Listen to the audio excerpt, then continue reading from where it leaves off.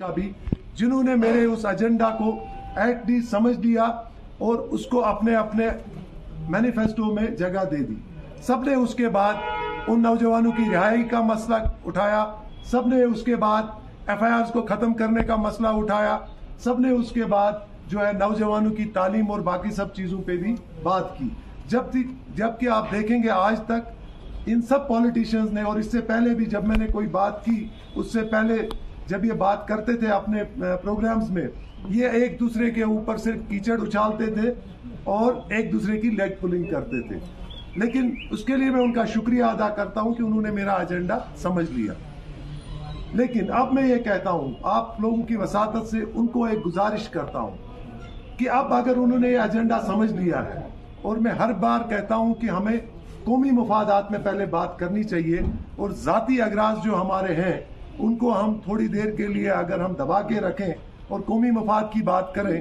तो बेहतर ये होगा, क्योंकि 2019 के बाद ये तारीखी इलेक्शन हो रहा है हमारा। और जिस कॉन्स्टिट्यूंसी को मैं बिलोंग करता हूं, बारामूला की कॉन्स्टिट्यूंसी को, मैं कहता हूं कि वहां पे आप ही लोग मुझे सवाल करते थे बार बार कि दिग्गज लोग हैं वहां पे मेरे साथ में, एक्स मिनिस्टर्स हैं, एक्स सीएम्स हैं वहां पे मेरे साथ कंपटीशन में। मैं उन सब लोगों से गुजारिश करना चाहता हूं कि अगर आपको मेरा एजेंडा अच्छा लगा है, अगर आप लोग भी इसकी तायीद करते हैं, तो बेहतर ये होगा कि आज एक आम आदमी को, जिसने ये एजेंडा शुरू किया, जिसने सबसे पहले इस पे बात शुरू की, इसके पास कोई विजन जरूर होगा। और जो मैंने पहले ही बोला है कि मैं एक मिशन के साथ खड़ा हुआ हूं और मेरे लिए एक विजन भी है। इन सबसे मेरी गुजारिश ये है कि अगर आपको मेरा एजेंडा पसंद है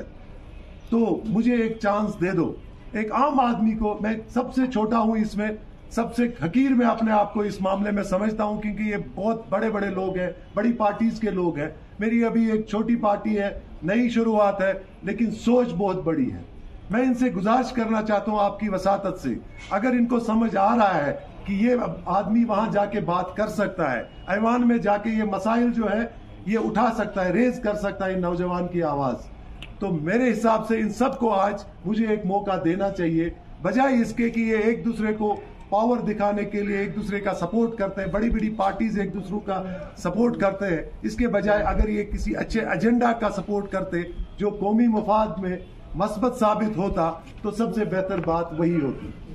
अब ये उनकी मर्जी है।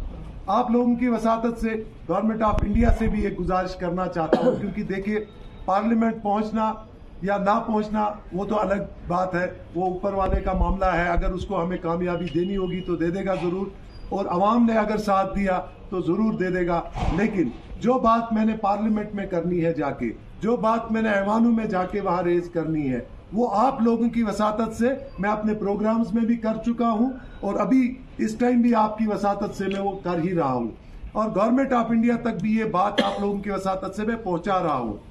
मेरा एजेंडा सिंपल सा है कि जिस कौम में ये जो 3 बातें मैंने की है, जो मेरा एजेंडा है कि एक education, proper education system, proper economy और एम्प्लॉयमेंट या एम्पावरमेंट की जिसकी आप बात मैं कर रहा हूं आप लोगों के सामने, अगर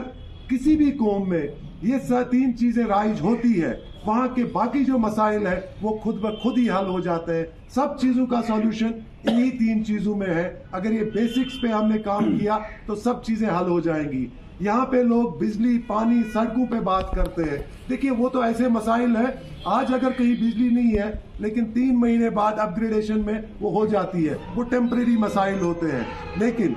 बेहतरी इसमें होती है कि अगर कौम को हमने प्रॉपरली एम्पावर किया, अपने कौम के नौजवानों को प्रॉपरली हमने एम्पावर किया, इस चीज के लायक बनाया कि वो अपने कौम की क़यादत करने को मतलब अपना अवलीन फरीजा समझे, या अपने कौम के तई अपने जो उनका कंट्रीब्यूशन है वो देने के लिए राजी हो जाए, तो फिर कौमों की जो तकदीर है वो तो जाहिर सी बात है, वो तो बदलनी ही बदलनी है। इसलिए आप लोगों की वसातत से मैं ये समझता हूं कि पार्लियामेंट में जाऊं या नहीं जाऊं वो तो ऊपर वाला फैसला करेगा, आवाम फैसला करेगी। लेकिन मेरा काम जो है पार्लियामेंट जाने का, वो एजेंडा जो मैंने वहां बोलना था वो मैंने आपकी वसातत से बोल भी दिया है।